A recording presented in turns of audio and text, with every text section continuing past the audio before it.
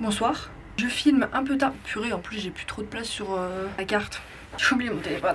Bonsoir. On se retrouve aujourd'hui pour une vidéo.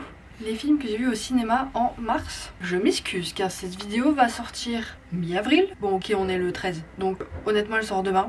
Mais c'est pas une vidéo qui nécessite énormément de montage, donc en vrai ça va encore. Il est 18h48.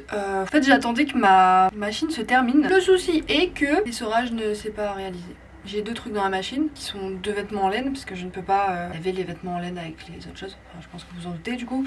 Donc j'attendais ça pour commencer, sauf que bah finalement j'ai dû relancer un essorage, donc tant pis. S'il y a du bruit, c'est ma machine, c'est normal. J'ai quelques notes parce que ce sera beaucoup plus simple et qu'en plus, comme je l'ai dit précédemment, il me reste que 30 minutes d'enregistrement sur ma caméra. Il faut vraiment que je trie ma caméra, que je mette tout sur mon disque dur, sinon ça va être un enfer. Encore trop urgent, mais je pense qu'après cette vidéo, il faut que je le fasse.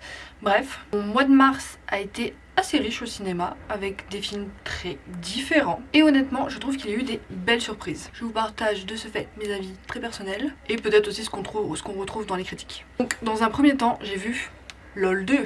Alors je sais que les avis sur ce film sont très divergents et personnellement je comprends pourquoi. Honnêtement mon copain n'a rien capté au film, ça se comprend. Il a jamais vu le premier donc forcément ça se comprend.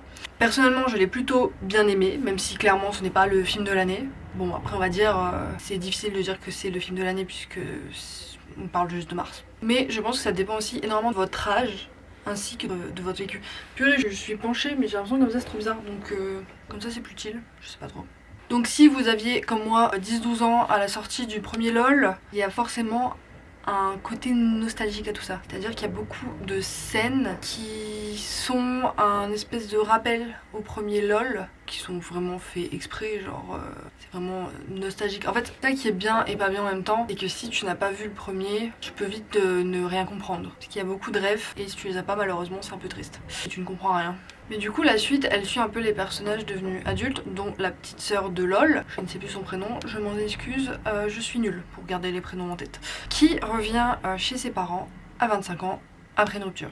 Donc remise en question professionnelle, nouvelle histoire d'amour, difficulté à trouver sa place. Personnellement, je l'ai vécu aussi à 25 ans, donc ça m'a vraiment parlé. Mais ça reste un film quand même de ce fait très niche. Et j'aime bien cette idée justement et ce film parce que c'est parlant. Dans le sens où on comprend que c'est ok de ne pas savoir où est-ce que tu vas à 25 ans. C'est ok de ne pas savoir ce que tu as envie de faire. C'est ok aussi de se rendre compte que ta relation elle peut aboutir à rien. C'est limite un gros câlin, mine de rien. Comme c'est ok de tout recommencer, de se redécouvrir. Ce film fait du bien, mais comme encore une fois, c'est un film très niche. Parce que malgré tout, beaucoup de personnes de mon âge ne vont pas se reconnaître dans ce film. Donc je comprends les avis très divergents. Mais personnellement, j'ai quand même bien aimé ce film. Les critiques soulèvent beaucoup de ce fait, ce côté très générationnel et nostalgique. Certains reprochent aussi à ce film d'être un peu trop bourgeois et très ciblé. Donc forcément, ça ne parlera pas à tout le monde.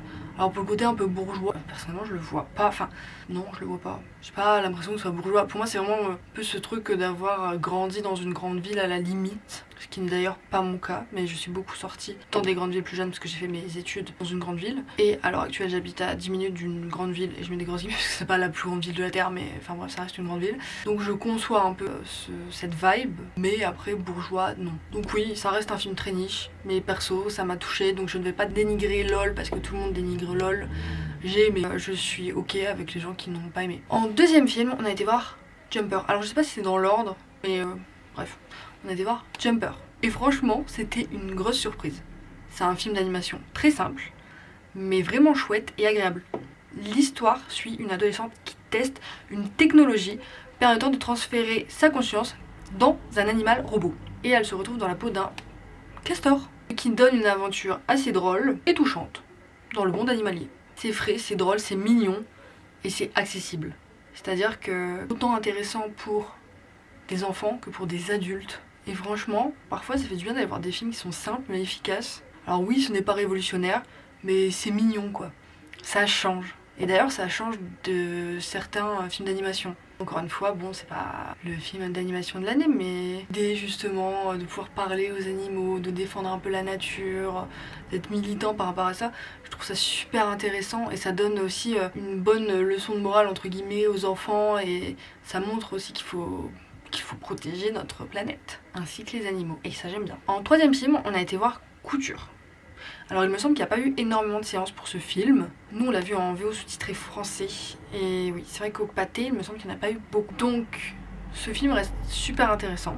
On suit 3 femmes différentes pendant la Fashion Week à Paris. Une réalisatrice américaine, une mannequin sud-soudanaise, une maquilleuse française. Et ce qui est beau, c'est la façon dont leurs histoires se croisent avec des thèmes comme l'identité, la maladie et les rêves.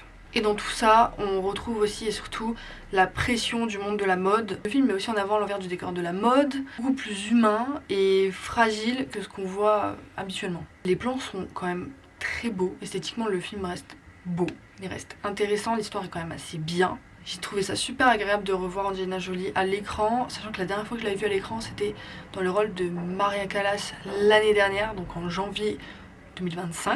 Donc ça faisait quand même un petit bout de temps. Et ici, on la retrouve vraiment dans un rôle plus intime et plus vulnérable.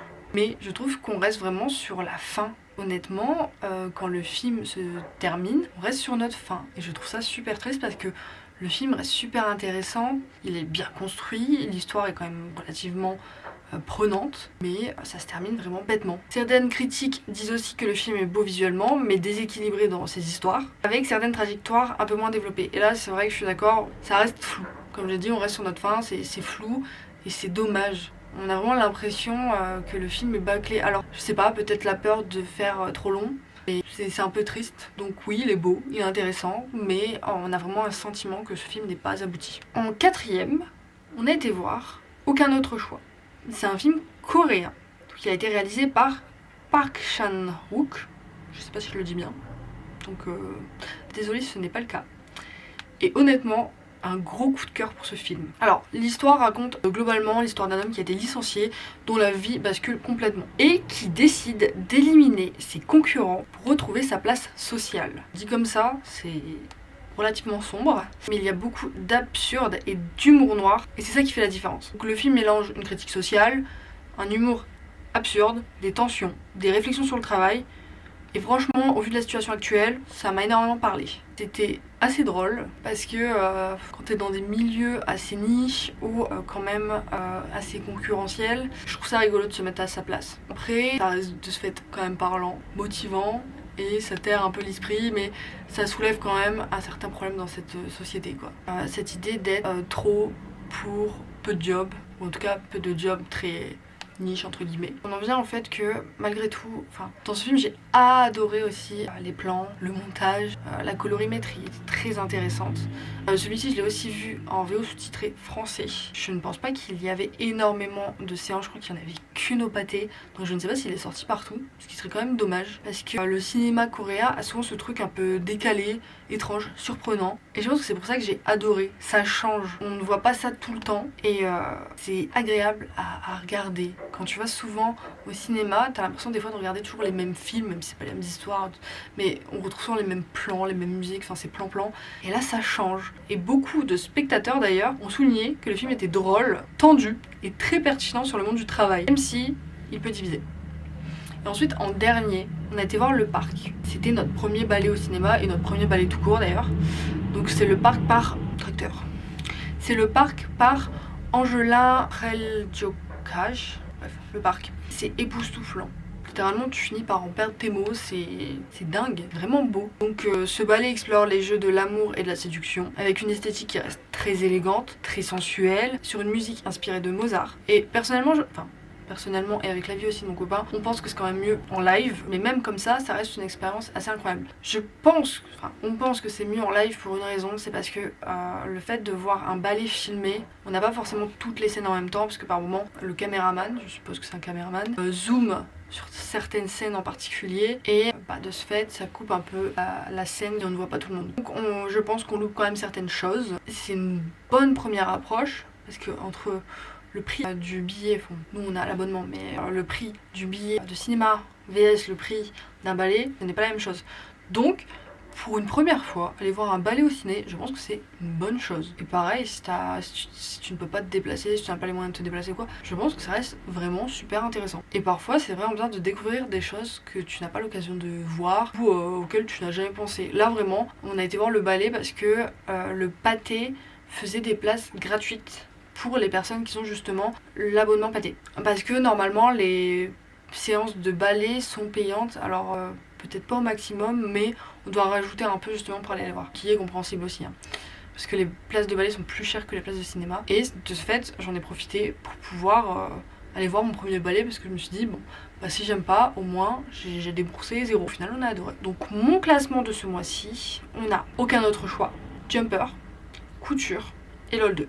Mon préféré reste Aucun autre choix pour la direction artistique, l'absurde, le côté inattendu et la touche coréenne. Parce qu'honnêtement, je trouve que ce film mérite vraiment d'être vu. Donc on est sur un mois de mars assez varié, une certaine nostalgie avec LOL, une petite douceur avec Jumper, un esthétique avec Couture, une surprise avec Aucun autre choix et l'émerveillement avec le ballet. Et franchement, ça fait du bien de voir des films vraiment différents, ça change. Parce que c'est vrai qu'il y a des mois où tu vas au ciné, la conclusion de ton mois c'est ouais ok, bof. C'est bien, j'étais au ciné, j'ai vu des films, j'ai enrichi ma culture cinématographique, mais ouais, bof. Et là c'était enrichissant, beaucoup de découvertes. Il me semble que le mois d'avril est rempli aussi de films et de sorties vraiment cool. J'espère faire la sortie des films du mois d'avril début mai. Là, il y a eu quand même beaucoup de changements dans ma vie qui sont faits, que c'était un peu compliqué. J'ai bossé pendant quasi 15 jours sur un rythme clairement intenable. On en parlera dans le vlog de vendredi, qui fait que je n'ai même pas pu me concentrer sur les vidéos alors que j'adore ça. Mais ça m'a permis aussi de savoir ce que je voulais et ce que je ne voulais plus. Et voilà. Donc je suis désolée, je vais essayer de reprendre mon rythme. 2 vidéos par semaine, et puis au pire parfois il n'y aura peut-être qu'une, je n'en sais rien. Mais en tout cas je suis de retour pour le mois d'avril. Je ne pense pas retravailler ce mois-ci, ou alors sur des missions très ponctuelles, des babysitting ou autres. Parce que je pars quand même au Japon en mai, pour bien 3 semaines, qui est énorme. Donc oui, étant donné que je pars bientôt au Japon, cette machine à laver, attendez. Que je pars bientôt en vacances, bon, je postule, mais dans tous les cas je dis clairement que mes disponibilités c'est début juin. Donc là je reprends mon rythme de vidéo, je reprends mon rythme de vie et c'est parti. Et je vais écrire toutes mes idées là-dedans, ainsi que noter mes idées de vidéo là-dedans pour mes vacances. On se retrouve vendredi 18h pour un vlog. N'oubliez pas de liker, commenter et de vous abonner. Je vous fais des bisous, à vendredi.